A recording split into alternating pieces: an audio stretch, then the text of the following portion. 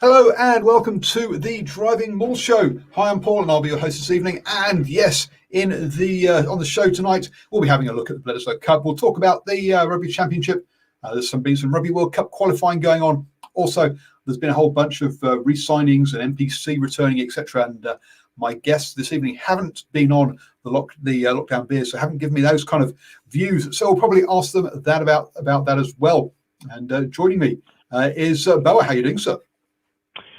Very well, thank you. My highlight of the week. Been looking forward to this show, particularly after the fact that the All Blacks buried the bogey of Perth, a venue they've had problems with. So I'm very excited, really looking forward to this. And I hope everyone is well. Congratulations to each and every one of you who are outside Auckland. We'll be back to level 2 Delta version, whatever that means. Or we're still in level 4. So, I hope everyone's good. And look, folks. Yes, we are going down to up to level 2, down to level 2 in the rest of the country, whereas Auckland stays at 4. And because of that, we will keep doing our lockdown beers at 5 o'clock. Just because I'm not fully in lockdown doesn't mean other people aren't, and they don't need entertaining. So we will be there for you, fighting for you, or being with you in spirit, Auckland. Because look, there's been various stuff in the media, but look, the rest of us do appreciate what you guys are going through. You're doing the right thing. The numbers coming down. Well done. Keep it up. And thank you from the rest of us in New Zealand, folks. I support Auckland's independence. Well, there we go. I'm not sure this time we want to be independent. We want to stay part of New Zealand. We don't want them leaving. Yes, well done, Auckland, and thank you for that. I'm going to crack up because this is I've got Boa on. It's time, obviously, for my last Lion Red beer and drink of the people. I'm not sure that I've ever been part of the people, but there we go. The working man's or the working class beer. Okay, there we go. But I'm sure he doesn't pour it like this, but I do. Leaves the gas in the glass. No, not quite. I try to drink it as with little foam as I can. I savor it. I leave it under my palate. I love that malty taste, particularly after a hard day's work. It is a divine taste. It's like, blue collar nectar, as I would call it. Oh, brilliant! Well, before we get into this whole the kind of the meat of the show, folks, I've just noticed that the New Zealand Podcast Awards are in their nominations phase at the moment. So I've put the link in the live chat if you would like to nominate us for the New Zealand Podcast Awards. There's only 3 more days before the nominations close. So if you could nominate us, that'd be much appreciated. It would. So if you enjoy our shows, click on that, nominate us, and who knows what might happen. We might actually get shortlisted or even win something. That'd be that'd be you never know. But obviously Bledisloe Cup. You've already kind of hinted at that. The All Blacks got themselves a good lead in that first half, and then went on, and then it never really looked like losing it. But so what? Before we get on to red cards and all that port side of things, what was your overall opinion as to how the All Blacks played? Are we starting to see what Ian Foster's been working at? Is something coming together? Yeah, look, certainly. One thing I do have to say is the All Blacks, despite the scoreboard, were far from their best. I'd probably give them, they were 2/3 of the way there. One thing they did really do really well was their drift or jockey defense. They were very good at cornering the Wallabies. And to make matters worse for the Wallabies, they were absolutely awful, particularly executing the basics. They didn't really carry well. They were just throwing passes willy-nilly. And of course, we saw a big hole in their game, which is the inability to throw flat, fast passes, the big loopy floating passes where the trajectory was almost elliptical. And surprise, surprise, we had a number of interceptions. So, it's very predictable and one-trick pony. But the All Blacks, they were patient. They waited for the mistake to happen. It was kind of like, that game where you go pin the tail on the pony, and the smart kid will always wait till someone would drop the tail and they'd go pick it up and just pin it, that sort of thing. And we saw particularly Akira Ioane, who had a barnstorming game, 83 run meters. You know, there was such a gulf in skills and abilities of some of these players. It is starting to come to fruition, and the really good thing is we're starting to get some good combinations, even despite not having some of our first choice players. So all in all, a very satisfactory result. And you know, as I keep going on, the statistical pattern has now been broken at Perth. The bogey is well and truly buried. And it's a progressive work. It's improvement. So I think these are great signs for the All Blacks. Hopefully they step up another gear next week and the week after, right to the end of the championship. Well, before we look forward, yes, I think some of the points you made there about Australia is that they were trying to force the pass and force the game a little bit too much in this kind of one. And that led to turnovers and also, as you say, interceptions. Their discipline in that first half, and the number of penalties they gave up was really, really poor, and that also didn't help them on that one. But in the second half, look, they won the second half 21-20. Did the Wallabies, but the game was already gone at that point. I was going to bring John in now, who's joined us. How you doing, sir? Oh no, he's just turned away. So hopefully he will join us. We'll let him sort out his headphones first. And John did the post-match reaction with me, so we've already had his kind of views to it. That's available on the as a podcast. All the videos available as well. So we had a couple of HIAs in there, which is disappointing. Let's hope they don't get rushed back in Cody Taylor and Arnie Surveyor. So that was there. Now, what we had though was another red card for another Barrett, and so you're a bit worried about Scott Barrett getting one, but it was Geordie this time instead. And who knows, maybe next time it's going to be Bowden. So look, no question, that's the correct call. It was a red card all day, every day of the week. The referee made the right call, consulting the TMO. The only thing I have to say is, particularly this area of the game where when someone is contesting the ball and when it's a dominant catch, it's what I call a sphere of dominance. This particular technique where they're sticking their foot out in a 90-degree horizontal manner is actually coached at this level. The mistake which Jordie Barrett did was stick his foot up where the studs were facing the opposing players or the defenders. So look, it was very clumsy and reckless.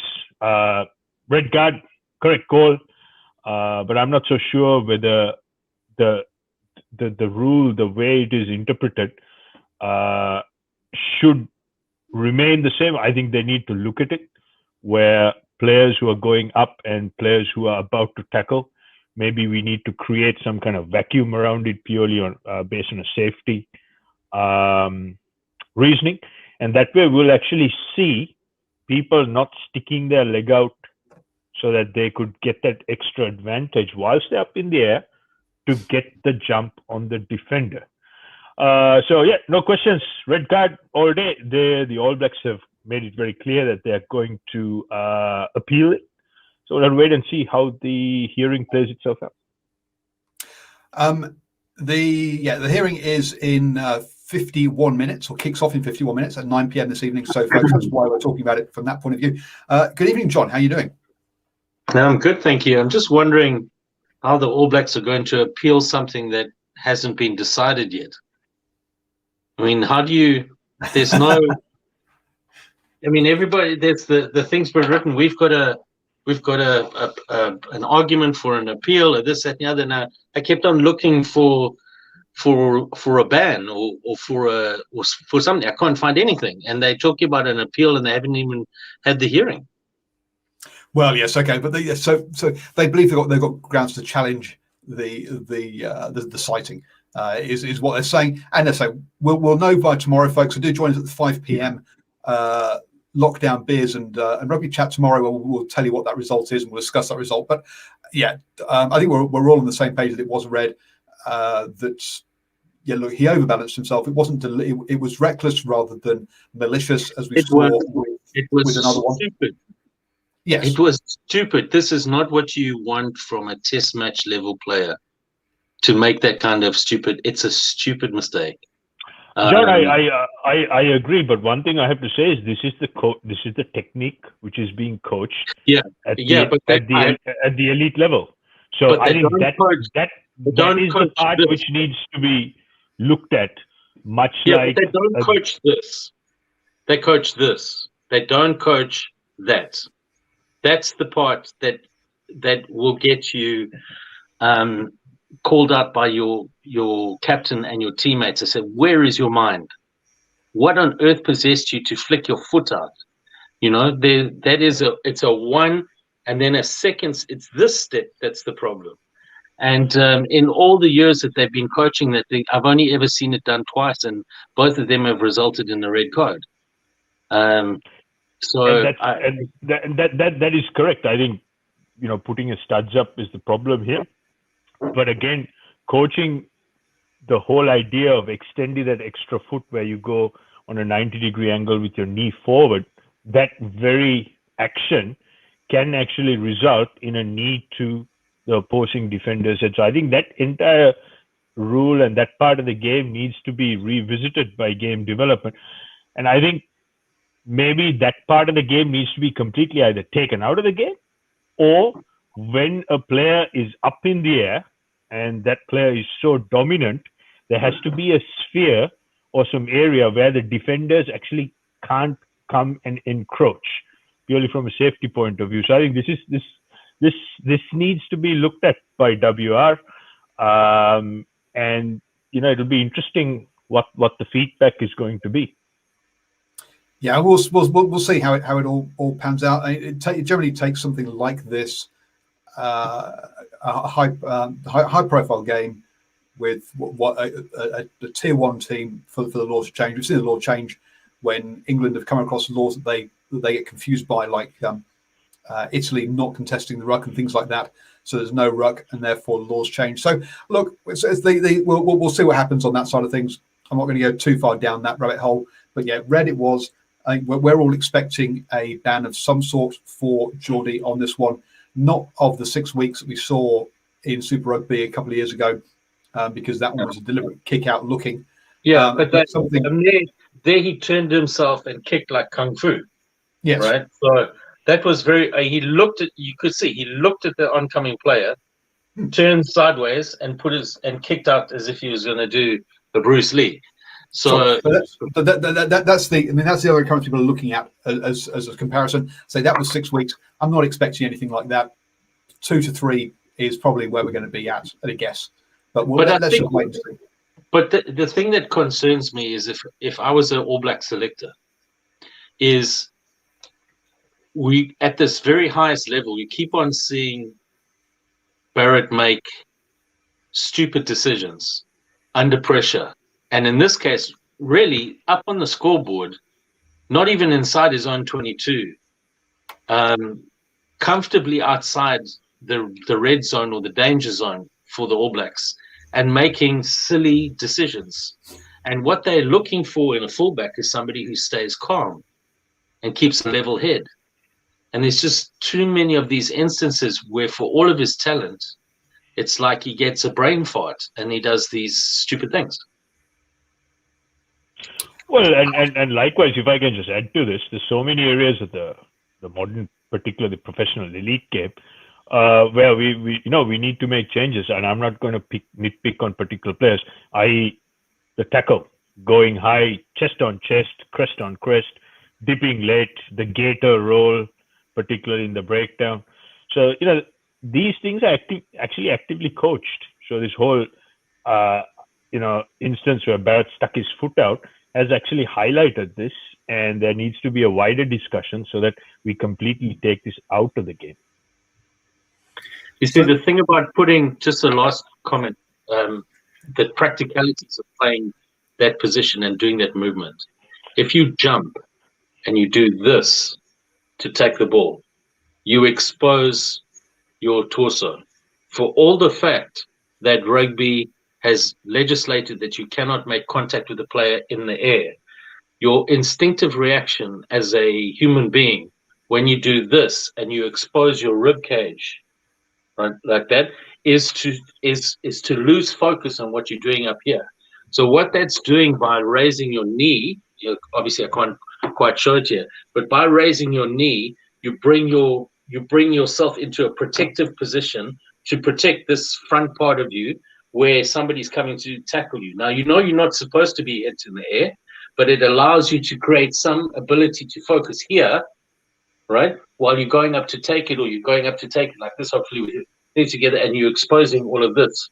So, I mean, all of these things that they're doing about the law are not only about protecting the law, they're trying to actively discourage kicking, right? So everything that they're doing, making sure that people can't advance, making sure that you can't take the person out there, they're trying to discourage the kick as much as they can. They're trying to make it as more and more feasible. You kick the ball away, you're less likely to get it, right? But I don't know how they can overcome somebody's tendency. Even when players go up and are lifted, they're lifted on a line out, or they're lifted on a kickoff to take a lock, taking in this position here. He has his players holding him in this area to create some sense of strength and stability as he goes up and extends. Otherwise, it's a very perilous position, and you feel incredibly vulnerable. It's very different when you're catching like this on the ground, and you can absorb and take. But when you're up in the air, anyway, these are just thoughts. I don't know what they're going to do. Yeah, and folks, those of you who are listening to the podcast rather than watching the video, that you'll not have seen sort of some of John's actions on screen, but you'll probably have the right idea that it's about about opening your ribcage with your arms. Opening your ribcage. But my bad. But, as we've just been nominated for the New Zealand Podcast Awards, it's good that we've decided to go visual with our descriptions tonight. Moving on, though. Great radio we're making here. Terrific. For provincial unions at age grade are having a trial this season, which they've just concluded, where anyone catching the ball cannot jump up and leave their feet. So that's something which is something in the pipework. So again, it comes down to player safety, and that's what I refer to as, because I was part of game development which came up with that trial. It's what we call the sphere of safety, so that we give the player attempting to catch the ball as much opportunity to safely conduct the act of catching the ball. So this is very, very interesting to me in the future of rugby. But when you say that somebody's allowed to keep their feet on the ground, they're not allowed to jump. They must keep their feet on the ground when they receive a kick. Then, is that player allowed to be hit immediately? Yes. So keep in mind, this is a trial at age grade in community rugby. So right. and again, combining that with what we were doing, which is tackle below the line, so tackling below the armpits. So community rugby has a slightly different connotation to elite level of professional rugby. Yeah. But it has been a successful trial. We've had mixed feedback, and all that feedback will be made public in October. So we can probably have a discussion about it. My only concern about that is that it might induce people to kick more, because if they can line the guy up and he is not allowed to get up in the air, he has no space between the ball touching his hands and being hit. He can be hit immediately. Potentially, and that's why it's been a trial, and that's why only 4 unions signed up. So we'll wait and see. Maybe a couple of years we'll figure something out which is feasible and attractive to the game. Are you allowed to say which unions signed up, which provinces? We had counties, Manukau, we had North Harbour, we had Bay of Plenty, and I believe I think it was Otago down south. Okay, interesting. I'm not surprised by those names you've mentioned, because North Harbour is the first one that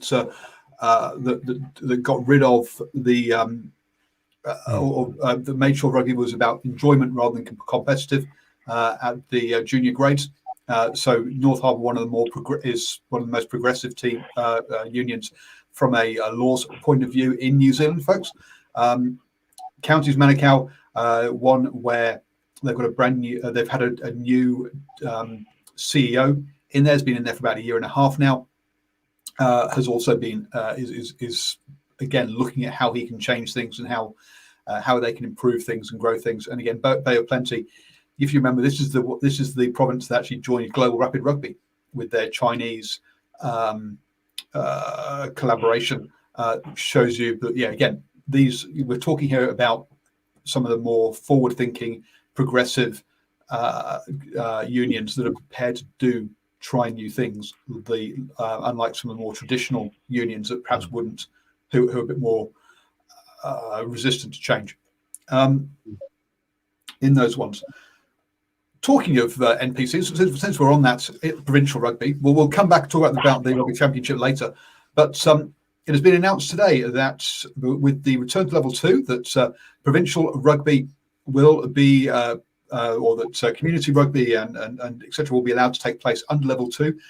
Now, gatherings outside have to be a maximum of 100 people. So we will have to see how around sort of training, etc. So, but that does, obviously training is generally less than 100 people, so that's not going to be a problem. And then the first games for the will be back on the 17th of September. So about a week and a half.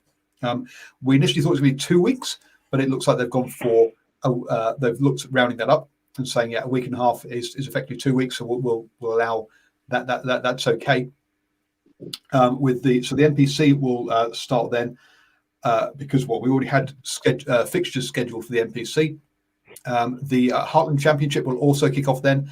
Now, for the Heartland Championship, all the provinces that take part in that are all outside of Auckland, and so they'll just kick off their season pretty much, well, basically 4 weeks late, and go straight from there, I would imagine. The exact fixtures they will announce, but effectively that's what they'll do, is just move the season back by 4 weeks. For the Farah Palmer Cup, they should be in their finals already at this stage. So there are no fixtures scheduled for that weekend of the 17th to the 19th. So they will need to announce what those are. We'll see what happens with that one. Obviously, one of the problems that the Farah Palmer Cup has is that on the 3rd of October, I believe it is, the Black Ferns fly out to Europe for their test series against France and England. There are four games there, and the Black Ferns are part of the Farah Palmer Cup and play in that. So removing the 30-odd players that are part of that squad will be a big hit, especially to the teams that are going to be in the Premiership finals. So they'll try and wrap things up in time for that, but we'll have to see what happens with the Farah Palmer Cup. They've only found out today that level 2 will be coming in. Was it today or yesterday? Either way, yesterday. So hence those schedules. We'll talk more about the Farah Palmer Cup as we get more information. At the moment, it's just too uncertain for us to really say anything definitive on that one. But NPC, boys, 14 provinces, 3 of which can't take part because of level 4. Is it fair to restart the NPC? I've seen a bunch of comments saying that it's not fair on Counties Manukau, Auckland and North Harbour, because they will have had more time away from playing, not training, and also when they come back they'll have to play midweek games. Is it fair? Should they be restarting the NPC next weekend? No, it isn't. But that said, there have been some prior discussions about this with the direction of how this whole COVID level 4 was unraveling. So there have been some prior discussions, particularly, with level 4 being ring fenced around Auckland.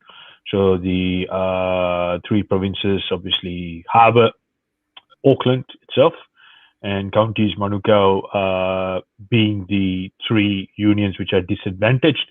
And their squads, they've individually been doing training accordingly, because keep in mind, we did go through a lockdown last year. So from the coaching teams and high performance, they've sort of trying their level best to manage this, but it will be a bit of an ask if they have to catch up and play some of these games midweek. But keep in mind, it'll be the same for their opponents as well. So I think a little bit of pressure, but given that these unions are, probably,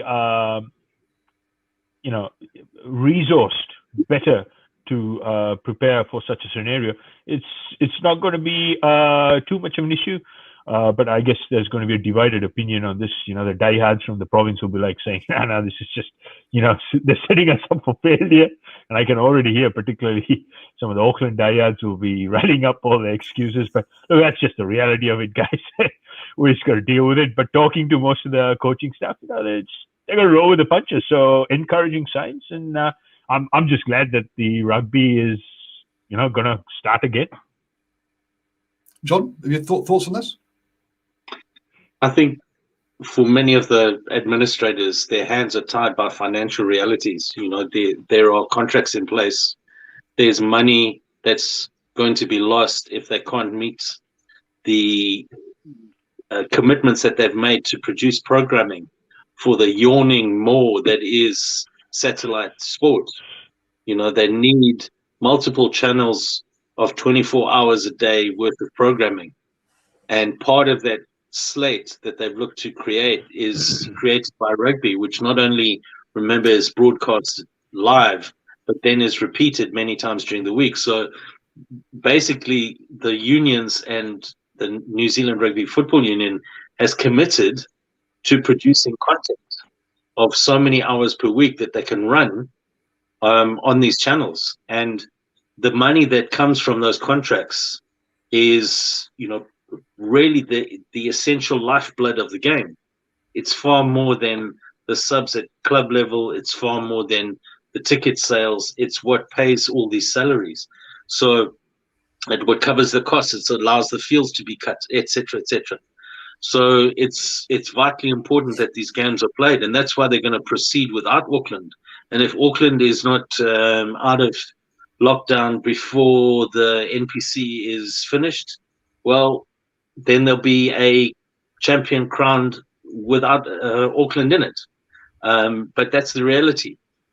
These are extraordinary times, these years that we're living in at the moment, and things are being done very differently to anything we've ever seen before. And we just got to realize these are the times that we're in. Yeah, look, there is also a set window, folks, that things have to be wrapped up in so that Super Rugby can have a pre-season and get ready to go next year with Super Rugby Pacific. LB is asking us to talk about that and the format. Okay, yeah, we'll have a chat about that later, LB. We'll bring your question in, don't worry. So apparently New Zealand Rugby has already paid 16 million back to Sky for not having a 14-team Super Rugby competition this year. So wow, that's a chunky change. And you're quite right, John, that whilst it is not equitable, it is not fair on all. It's not even. Rather than not fair, it's not even on across all the teams because of some teams being treated differently. The games have to be played, otherwise, the money they have to pay back will impact provinces and will mean people will lose their jobs. So at the end of the day, they have to play these games. My league has been cancelled. I just heard today that the league that I play in has been cancelled the rest of the year, even though we could start again. A decision has been taken to cancel. So, and we were just starting to really play well. Just, it's the way that it is, right? It just is the way that it is. I mean, Australia have got a huge advantage in this tournament. They play every game in the Rugby Championship bar one. They're going to play at home. And Argentina are going to play every single game away from home. It's not equitable, but it's the way that things are. It's the way that they had to go to pull that off.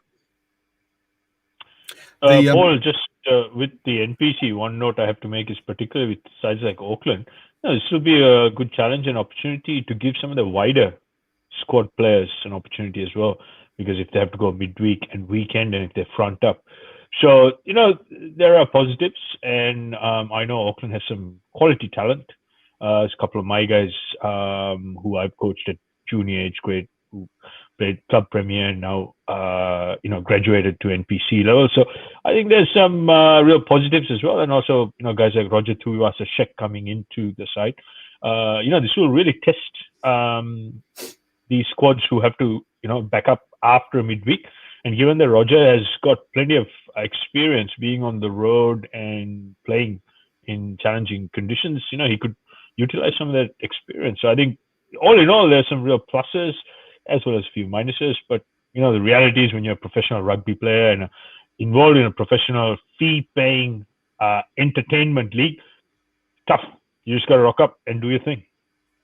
Yeah, look, Aaron says that provinces in New Zealand Rugby need to ask government for compensation for loss of revenue. Look, there are pieces in place for companies, and at the end of the day, New Zealand Rugby is a company, and this part of the provinces are companies, whereas the community game is different. And from that point of view, they should be treated just like any other business and be able to claim as other businesses can. They should. I don't believe there should be anything special just because they're rugby teams to give them more funding personally than. But you still got to pay it back, right? Well, it would depend. It depends on how the government gives the money. I mean, it can be a grant, it can be given to you. It doesn't have to be a loan. Given, never have tax. So the only's got to come from somewhere, from somebody's tax, absolutely. But I'd say at the end of the day, I don't think rugby should be treated differently to other businesses on that one. LB makes a point, that Curry Cup wasn't fair and equitable again because of COVID, with some games called off and therefore different results. Some people didn't have to actually play certain games. So yes, it is what it is, and we've just got to live with these unprecedented times that are becoming very precedented, very much the precedent at the moment over the last year and a half. But yeah, no, I've just seen that a lot of comments about that, so I just thought we'd cover off on that side of things. Yeah, the MPs, look, it has to go ahead. I've already reached out to a couple of provinces, obviously Waikato and Bay of Plenty that I go to say, hey, please include me in your 100 people. So we'll see if they do or not, and whether I get to go to the games and help to bring you into the ground and get you to see things and be part of it. Hopefully, I can help you do that, folks, as part of what we provide you. So Auckland are a premiership team, whereas both counties and North Harbour are championship teams. So it is harder on Auckland than the other two. I think to give you an idea, the first game back that I think I will be able to get to is Waikato versus Canterbury on Sunday, the 19th of September. Big game. Big game, absolutely. Waikato with 2 wins from 2 games and 2 try bonus points so far, leading the premiership, hosting obviously the Canterbury, who are in a very strange position for them, last in the table on 5 points. The only team in the premiership with a negative points difference. Yes, that's hopefully the first game that I will be back at, but I'll hopefully hear over the next couple of days as to whether that will be the case. Trying to think if there's anything else for us to talk about and say in that in the provincial. Well, Paul, one thing I can assure you is that there will be no sympathy for Auckland from any of the provinces. Everyone will want to really put the boot in, particularly by the fans. More specific, fans in Canterbury that really want to put the foot in. So look, just let's just move on. Let's get it on, and may the best team win. And there's going to be a few challenges here and there, but again, province like Auckland, they have the depth and they have the resources to overcome it. And if they do, it'll be one heck of a story. Yeah, look, Dr. Rice says administrators are going to really earn their keep to work things out. Yes, they are. I have been in touch with various provinces during this lockdown, trying to get interviews and to provide more content for you guys during lockdown. But they've all come back and said, Paul, look, we're absolutely snowed under trying to figure out what's going on when.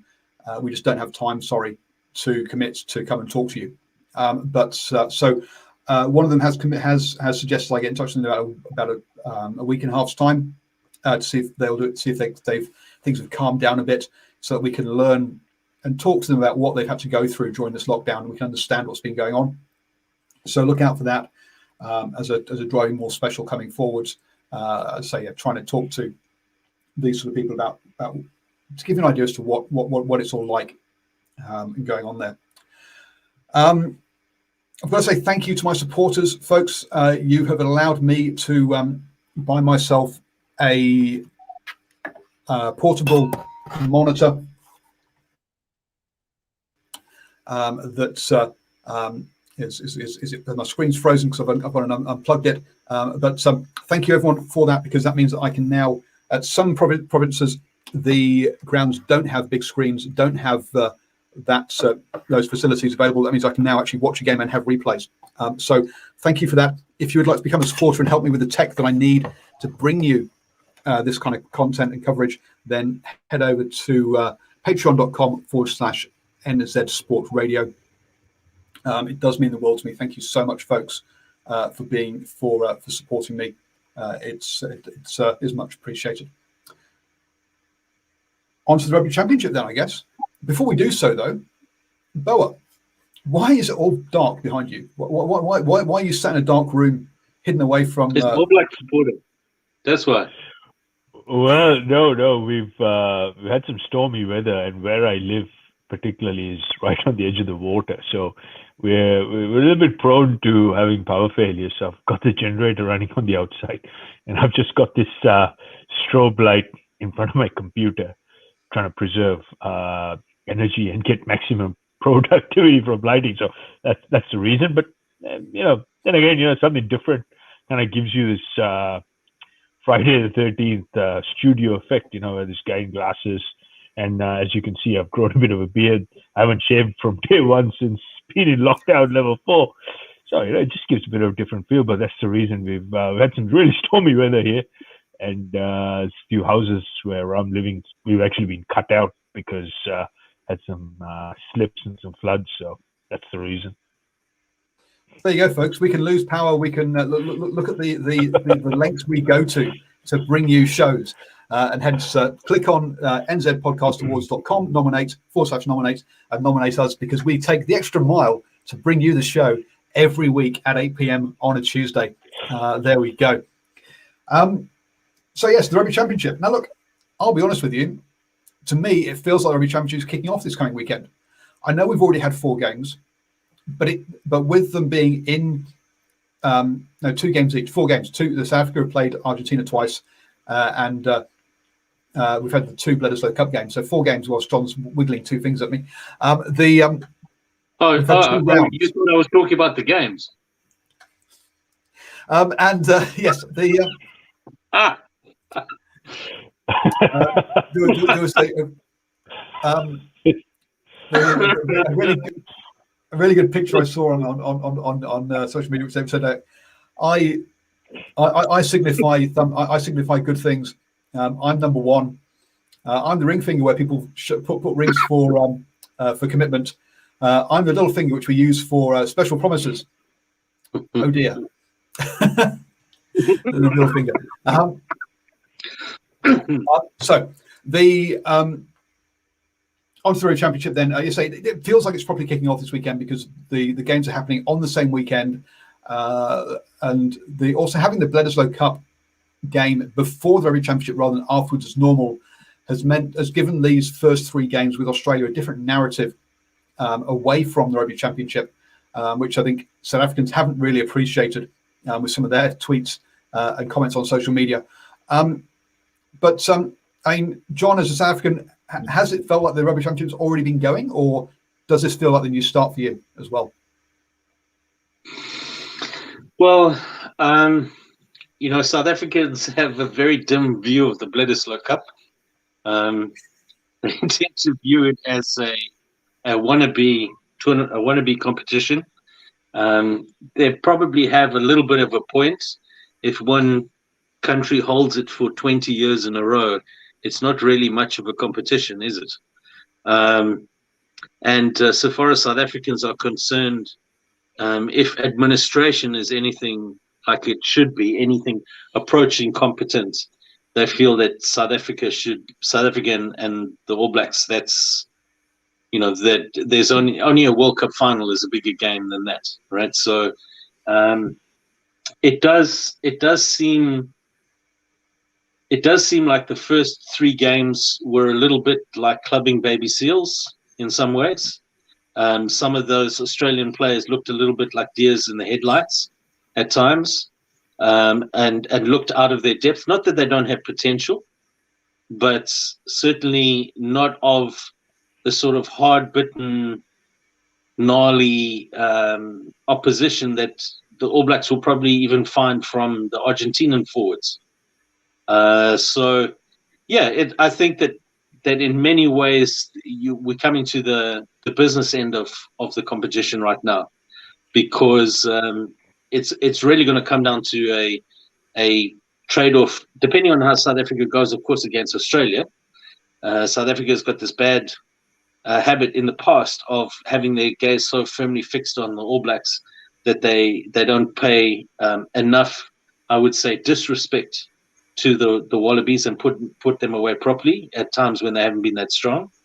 But one feels that it's going to come down to the Springboks and the All Blacks and how they perform, and how, who gets what bonus points where, etc. This is why it would be very ironic, the missed forward pass that happened on the weekend, which resulted in a try, and it was one try difference between getting a bonus point and not.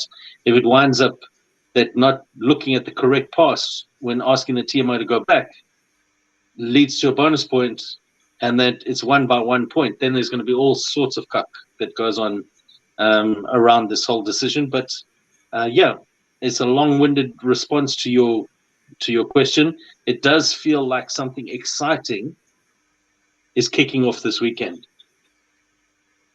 And let's hope we don't have an hour-long Razzie video about one forward pass. The LB makes a good point in there that South Africa's record in Australia hasn't always been great, and he's getting a bit nervous about that. Simon's point here that he blames the marketing or the media around this, because a lot of sports channels have called the Perth game a dead rubber, which it wasn't. It was obviously the Rugby Championship points were on the line. It was a dead rubber as far as Bledisloe goes. But he also points out that Bledisloe's been around from the 1930s. By the way, there are 3 Bledisloe Cups. One, I think, is for bowls. The other one is for something to do with, I think it's a competition about chickens and produce, and then the final one's about rugby. But anyway, just by the by. Boa, yourself, how it might have been around since the 1930s, but if in 90 years Australia have held it for 15 of the 90 years, it's not really much of a competition, is it? Well, okay, yeah, there's history. Yeah, I understand. Yeah, I get where you come from. Boa, what's your thoughts of heading into this weekend and the Rugby Championship so far? Yeah, well, it certainly does feel like the championship per se hasn't quite kicked off.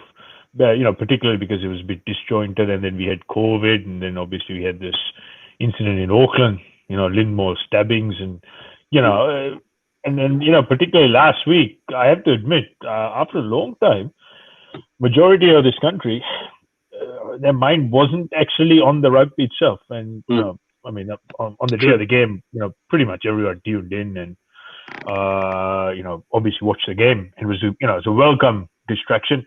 But coming back to the point, yeah, I think it does feel that the real championship starts now, and of course, South Africa, the Boks coming off a victorious Lions tour, and pressure's on them because they'll be the favorites, so to speak, particularly because they're coming off a victory against the Lions, and it never feels quite adequate unless you beat, from an All Blacks point of view, unless you meet and beat a South African team over 2 games, home and away, and in this case, obviously, it's away and away. One thing I do have to say is the Wallabies. Neutral. It's away for both teams, but yes. Okay, neutral. Wallabies and All Blacks have a slight advantage given that they've had 1 week's run-on form, which is this week, and for the Springboks, they're going in pretty much straight into a game against the Wallabies, albeit a side which looked pretty woeful because the basics were shocking. They just couldn't carry. They couldn't string 5 phases together. They were throwing offloads. They didn't have the skill to do. And on paper, the Springboks should just rip holes and just, take them apart. But there is a statistical pattern, and I'm a statistician by profession. So South Africa's record in Australia has been, fairly patchy to say the least. And I think the highest winning score has been 23 points. So I think there is there is some sort of force out there which determines that these games against the Wallabies and Springboks pretty much go down to the wire. So I would expect something of that nature, and also the type of rugby South Africa play. And given that if the Wallabies can pounce on a few errors, because keep in mind, Springboks are coming, first up into this with the break, flying over from South Africa, gives the Wallabies a chance. So you can't write any team at any stage off, but pretty much it feels, and it very much will come down to the reigning world champions, the Springboks, playing the All Blacks in 2 games. And seeing who's got the better game. So that'll pretty much decide who takes the championship. I think what we've got to be careful of, folks, is actually enjoying the next 2 weeks rather than wishing them away, hoping for that Springboks versus All Blacks games and the 100-year anniversary thing. So let's enjoy these next 2 weeks. We will be live straight after every game in the Rugby Championship with post-match reaction. So do join us for those. And I'll put those up on the podcast as well if you want to listen back during your working week. What is the gap? What is the gap between the 2 games? So this weekend, 35 minutes. No, it's bigger than that actually. This weekend, there's a kickoff at 7 o'clock, which will then obviously finish around about 9 o'clock, and then the next kickoff is 10 o'clock. So there's a near hour long gap between the games. Which, so that's enough time for us to do something. Yeah, there's enough time for a proper post match. Whereas sometimes previously, when it's been a half-hour gap, it's more like a 15-minute kind of rush, and it's not a proper post match, really. In all honesty, these ones are better spaced than normal, which is one thing, gents, I have to say is just we are missing a few players from both sides. I think particularly Aaron Smith and Richie Mo'unga from the All Blacks, and also Peter Steph Dutoit, big loss for the Springboks. So I think that will have a significant impact on both teams. But again, they've got enough talent to string together a world-class side. So we'll just have to wait and see. Talking of players missing, Alan Alatoa, the Wallabies captain, is going to be missing as his partner is due to give birth to a child. Not where I was going with that one, but it's due to give birth. What, a werewolf? Anyway, sorry. Yes, I'm not sure where I was going with that one. But Alan Alatoa, his part. Look. First off, wish both his partner and the child that they're all healthy and well when it comes along. But that does mean that 38-year-old Greg Holmes is back into the Wallabies squad. Wow. Obviously a stopgap measure because it's only a short break. But boys, I guess that gives us an idea as to kind of the depth, unfortunately, in Australian rugby and their props at the moment. Yeah, I didn't know that you could get a prop that qualifies for superannuation. Well, hey, you should have seen the 40-year-old that turned out for Tonga in the Rugby World Cup qualifier against the Cook Islands. So yes, he was. I've got blank. He's playing down in Hawke's Bay at the moment. But legend and great to see him turning out. Did a post-match interview with him as well. Did you see Nocturnal Right's comment about the Bledisloe Cup? Very funny. He said that the Bledisloe Cup was so important that sometime in the 60s, the New Zealand Rugby Union lost it. They didn't know where it was. They'd had it for 30 years and misplaced it somewhere in the building. Which reminds me, it's a bit like last year when they had the North-South games and found the shield at the last minute. Went, oh wow, we've gone out, we've commissioned and built it and got a trophy made because we didn't think we had one. And oh yeah, look, we found it.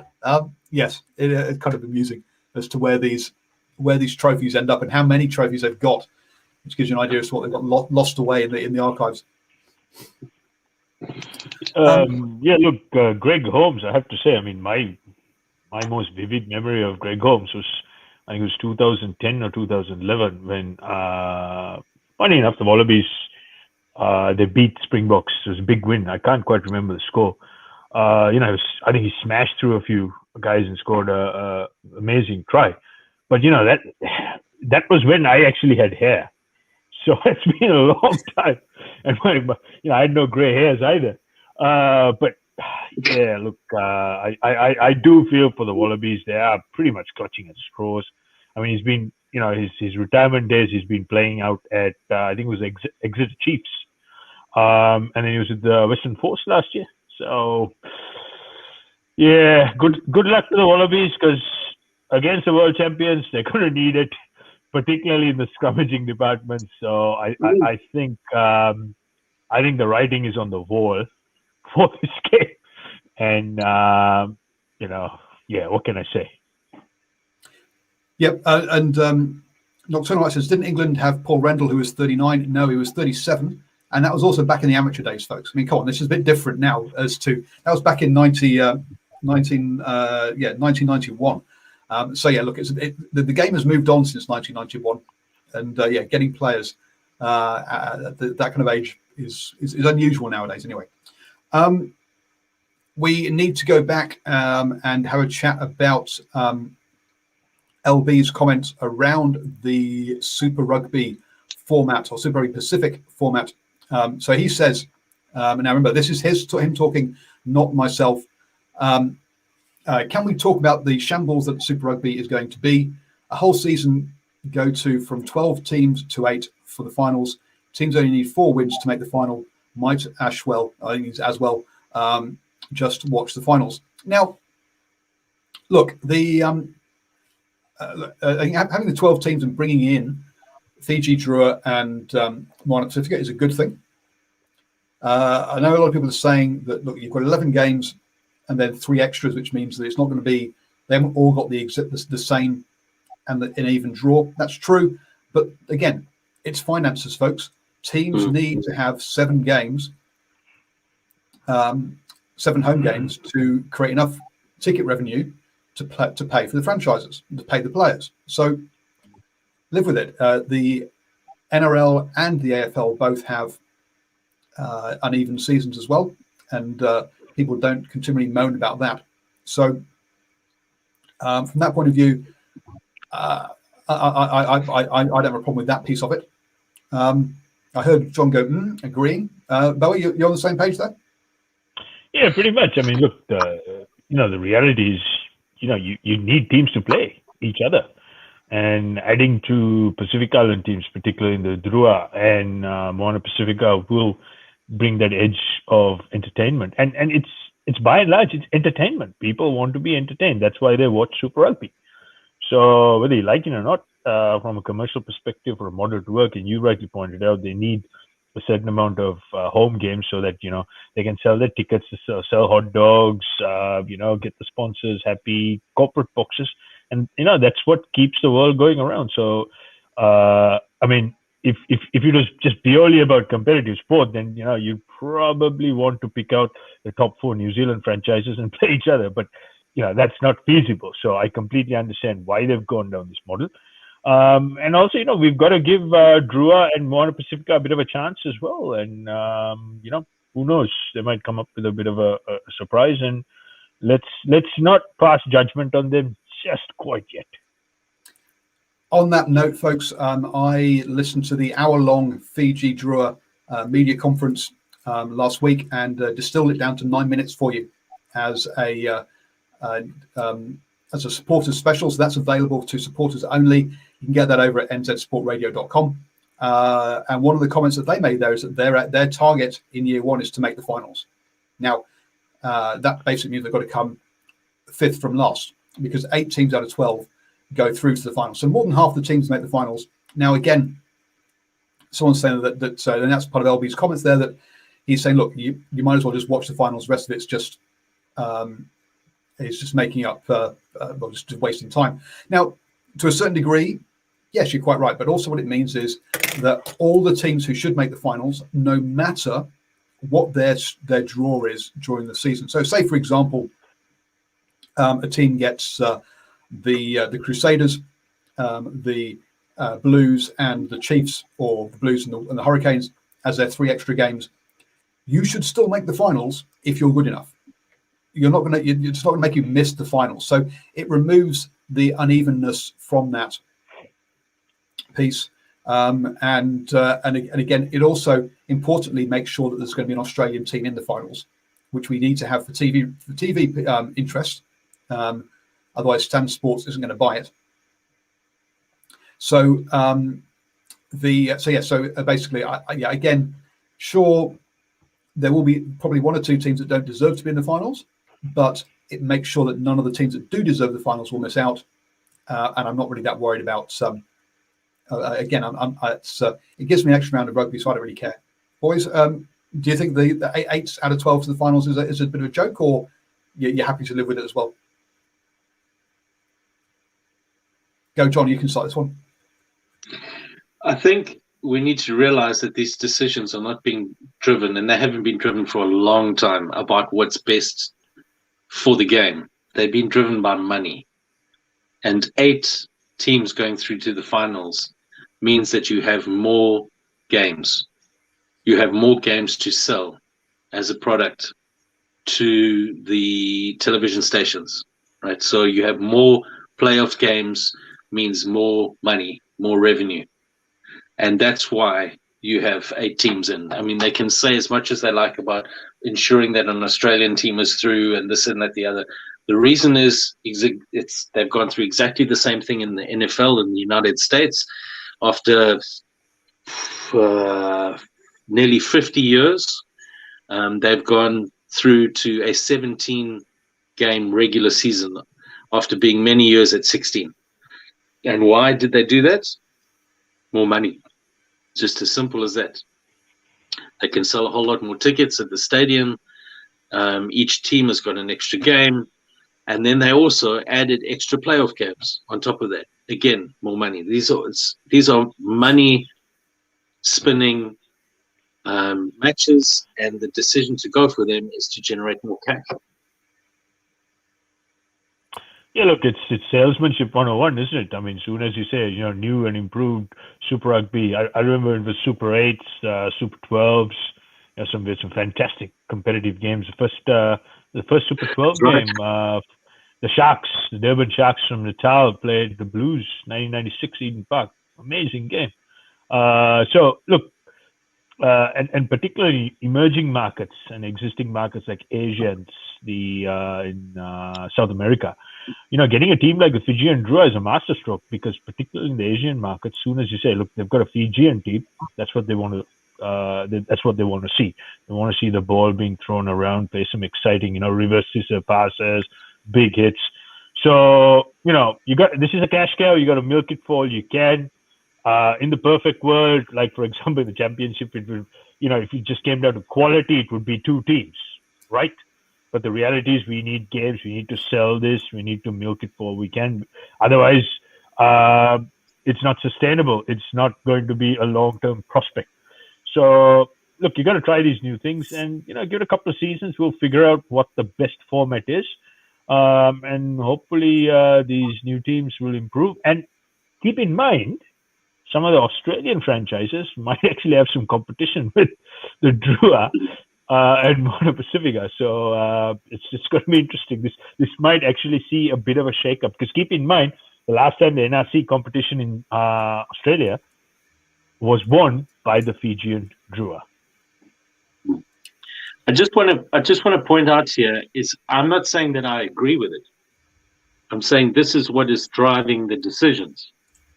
Super Rugby lost its way when they went to Super 18 or whatever it was, and they added all the extra teams, and they watered down a product that was, up until that point, probably the elite rugby competition in the world, and was it produced regularly over the course of the season epic games of rugby where you were just dazzled by the quality of what you saw. But there is obviously a cutoff point at any one particular time as rugby grows, and hopefully you're seeing rugby grow, that you come to a point where you need to increase the size of the competition. You need to increase to include other countries. Maybe it's the Jaguares, whatever it is that they were looking at. But at the same time, you make that decision because that's the right decision from a rugby perspective versus making it purely from a money perspective. And if we, my view is, and I know that it's held by other people in spheres like cricket, for instance, where people have been banging on the drum, like Ian Chappell for many, many years, that if you make the best decision for the quality of the game, then the money takes care of itself. And what's happened with Super Rugby is that once they went over that optimum point, then it just wound up with Super Rugby ate itself and consumed itself and destroyed our interest. So there's a very delicate balancing act between growing the game and making a decision just around money. But I think the problem that we've seen among administrators for the last, I don't know, I would go as far back as saying when Argentina got to the semi-final of the World Cup. In fact, Argentina, remember, came third in 2007. That was the moment where Argentina at least should have been included in the Rugby Championships. They came third in the World Cup, and New Zealand and Australia were knocked out in the quarterfinals. That was the moment where a decision was taken to make them wait. That's not based on the good of the game. That was a decision based on money and contracts. So let's go back to, let's say, 13 years. Too many decisions have been based in rugby around money purely and not what is best for the health and growth of the game. Yep, true. A couple of things in LBs, like personally prefer round robin format with the 4-team finals. Yeah, but if you're doing round robin, you've got to do home and away when you've got 12 teams. Otherwise, yeah, we do an uneven number of home games versus away games, and that's not fair. And we just don't have time for that length of competition. It's a question of authenticity of how far will people accept these formats. We will find out. Look, we complained previously about conferences. We complained previously about not having the best two teams in the finals, not having the best two teams reach the final. Now, look, this format should give us that. We don't have conferences. Every team that deserves to be in the finals will be. No one's going to miss out because the other teams, Australian, have lost less games or won less games. So, look, I think we're all there's a bit here about people of moaning because we're used to moaning about rugby, and actually realise, look, it's not that bad. It's a lot better than what we had before. Is it perfect? No, nothing ever is, folks. Well, you know, I don't want to just be like a naysayer and a complainer, but I have found that the Super Rugby that we've had the last 2 seasons here, I found very boring, right? Give me a couple of great games in good rugby played, a couple of times where it seemed like that for some teams, they would the point of a game was to play for 78 minutes and then see Damien McKenzie kick a winning goal and you lose. But generally, what we discovered in Super Rugby in the last 2 years is a confirmation that over 25 years, Super Rugby is a tournament played by however many teams currently are in the competition, where they sweat their guts out for X number of months, and at the end of it, the Crusaders win. I found that the Super Rugby we've had the last 2 seasons very boring. Not just because you see the same thing, the same people playing each other, just on either end of the same highway, just over and over and over again. Styles are very similar. It's just who does it better. I don't know if it's that much better. I hope what you say is true, that the Drua and the Moana are going to add a different flavor, a different way of playing, and we're going to see something that's going to bring some sort of, we'll see a clash of styles, and we're going to see something different, because it's become very same the whole time. We have to try something remember that Ray different. Robinson should be fired because the Crusaders didn't win the last Super Rugby competition. I mean, the Blues did. So Razor's clearly on the downhill now, and a poor coach. That's why they extended Ian Foster.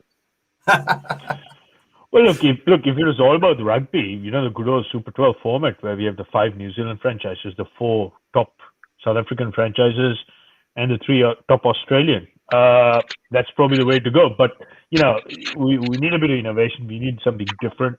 And given that, South Africa have gone their own way, that's now no longer feasible. No. That's not true. South Africa had absolutely no choice. They were informed by their partners, specifically New Zealand Rugby, you're out. And if they didn't go to the Northern Hemisphere, rugby would have completely collapsed.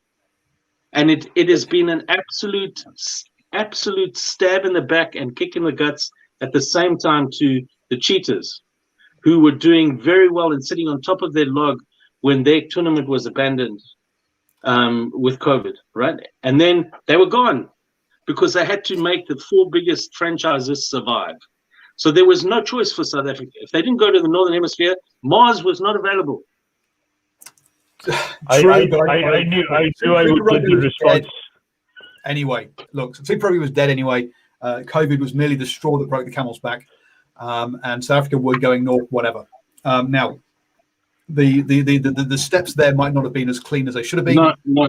Paul, I'm going to say one last thing. You can have a dying patient, right? The patient can be on life support. But if you walk up to it and slide your stiletto into the heart and then quietly walk away, you can't say, oh, I just, you know what, it was already dead. No, it wasn't, right? But I tell you what, New Zealand Rugby made sure it was properly dead. They made sure there was no way. Well, the thing is, it's dead now, and there's no point doing an autopsy on it. Bygones. No, I tell you where it's very important to do an autopsy, because if you are ever in desperate straits again, and you think that the same players that are currently leading New Zealand Rugby are going to help you, you better watch your back.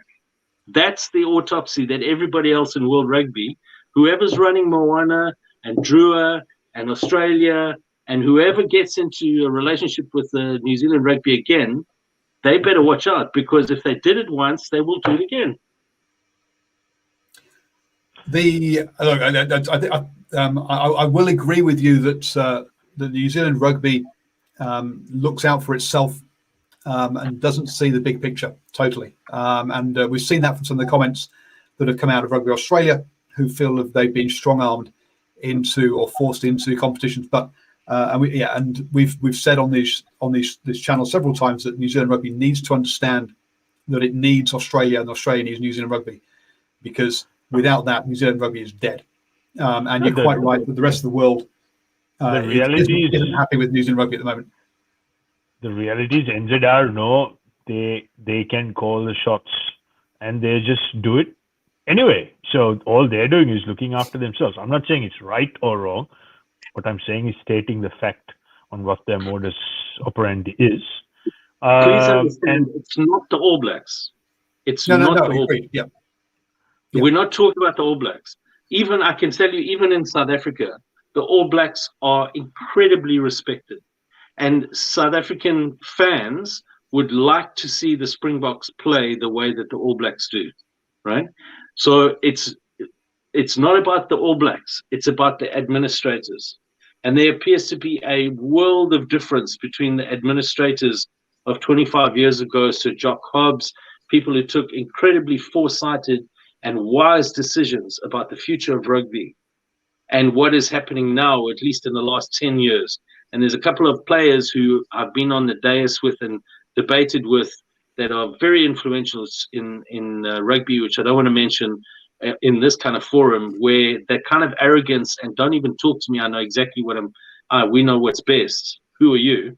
And that is not the way. That's not the essence of rugby as a game, right? That's not what rugby is all about. Rugby is not only do I depend on this person on my right and my left when I play to make tackles, but at the end of the game, I might have knocked 7 kind of snot out of you, but at the end of the game, my opponent, let's go and have a beer, and we play this game together, and there's respect.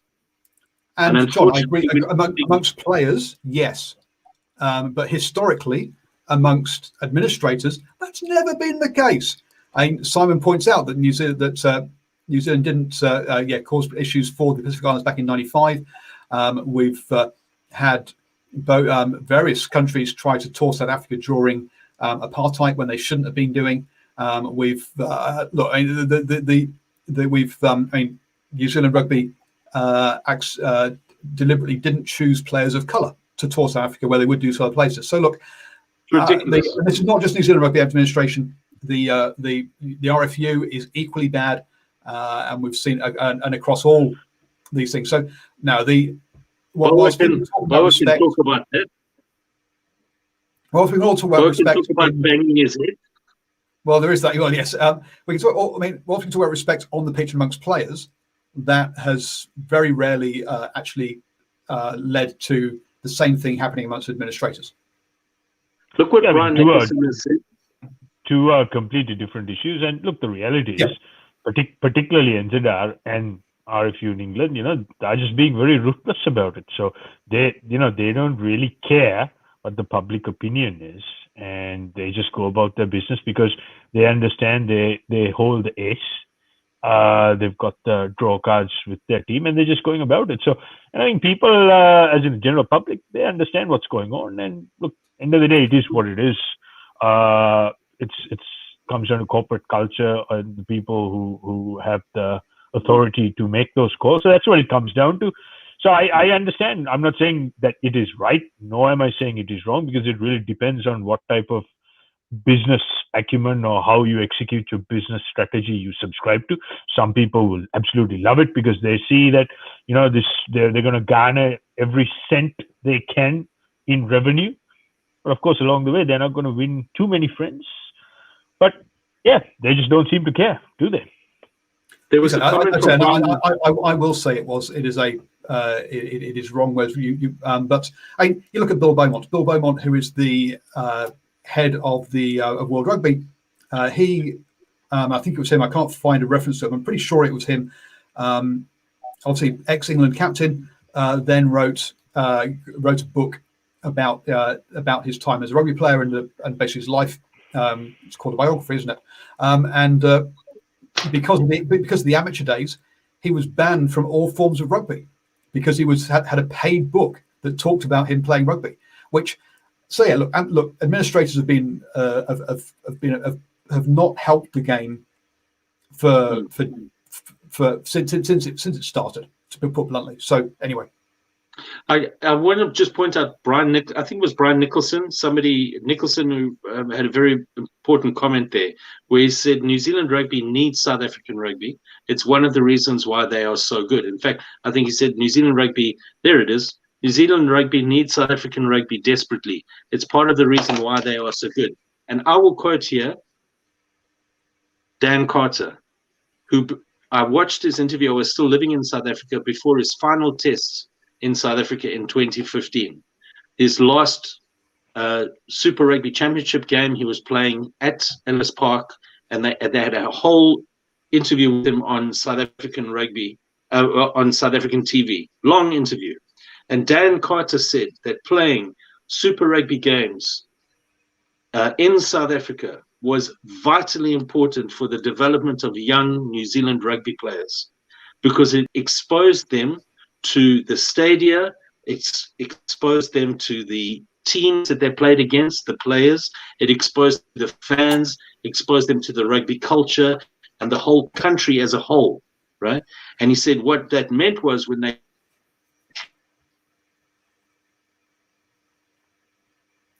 Unfortunately, it looks like we've lost John's connection there.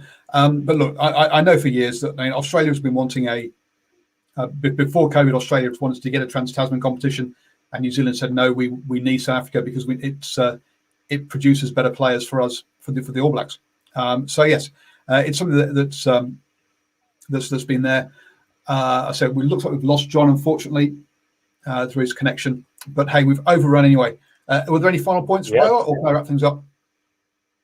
I think we've pretty much covered everything. One thing I do have to say is with the championship games coming up, be very interesting to see how we cope without Whitelock skipper, and particularly Aaron Smith. I think he's going to be sorely missed, and obviously Richie Mo'unga. I wasn't particularly impressed with Bowden Barrett at first five, but again, maybe the All Blacks were just holding back. They were just very happy to wait for the error and then pounce on it. Maybe we'll see a different game, particularly this weekend coming up against the Pumas, because keep in mind, the All Blacks are lethal second up in any competition. Statistically, it showed that they've really turned up and absolutely put the sword and boot into the opposition. So this week, we'll wait and see. But the real measuring stick is when the All Blacks square off against Springboks. That will tell us who the real number one team in the world is. Absolutely. John's back, but we're just wrapping up, John. And Simon points, I think the USA will win the second leg of their qualifying game against Canada. They're only behind 13 points on aggregate. So, folks, yes, the Rugby World Cup 2023 qualifier for America's one play was played last weekend, which Canada surprisingly beat the USA. They have a 13-point lead going to the second game this coming weekend, where we'll find out which team will be qualifying for the Rugby World Cup in France. Thank you, Boa. Thank you, John. What's your pick, Boa? Can I just ask you what your pick for the two games are? For the first up, I've got Springboks less than 7 points, so I think it's going to be a close score. Argentina game, historically, the All Blacks have always done really well second up, so I'm picking the All Blacks 13 plus. So 13 plus for the All Blacks and Springboks to win by less than 7. So we go, folks. Those predictions, I think, you've got to go with the. I'll probably go with a bigger margin for the Boks, but it has been mentioned several times on this show how the Boks do tend to struggle or have historically struggled in Australia. And also Rassie isn't there. Remember, he's stayed back in South Africa to deal with World Rugby charges and to keep that distraction away from the players. So it'll be interesting to see how. I've gone blank. I can't remember the name of the head coach now. That shows you how much Rassie hogs the limelight. Goes without Rassie there. Obviously, he'll be involved via Zoom meetings. Minaba, by the way, he's a South African coach. Lovely coach, great tactician. So yeah. Thank you, Jackson Email. That's it. Sorry, I deliberately I had actually gone blank. Wasn't just me taking the piss. So that's comments are there about the fact that how difficult it is to watch the Rugby World Cup qualifier between USA and Canada outside of USA and Canada. Absolutely, it's a joke. It was on a $20 pay-per-view option, was the only option in New Zealand, apparently. Just a farce that it's so difficult to watch that game. Thank you, guys. Don't forget, I'll be back at 5 p.m. with Lockdown Beers and Rugby Chat every day. And tomorrow at 8 p.m. we'll have the Standoff Show, which is our NRL show. Obviously, with the regular season finished, the boys are going to need some cheering up after the Warriors' abject performance at the weekend. So, if you want to see two grown men cry into cameras, the 8 p.m. Standoff Show is the place to be tomorrow evening, and obviously 5 p.m. for us to talk about Geordie Barrett's ban or not ban that is happening as we speak. And don't forget this weekend, Curry Cup final as well. Oh, there we go. I've lost track of that, but yeah. I think the Bulls are going to club the Sharks, who have I think it's something like 8 or 10 players with the Springboks, so they're massively weakened. At Loftus, Sharks versus Bulls. There we go, folks. So keep an eye out for that one as well.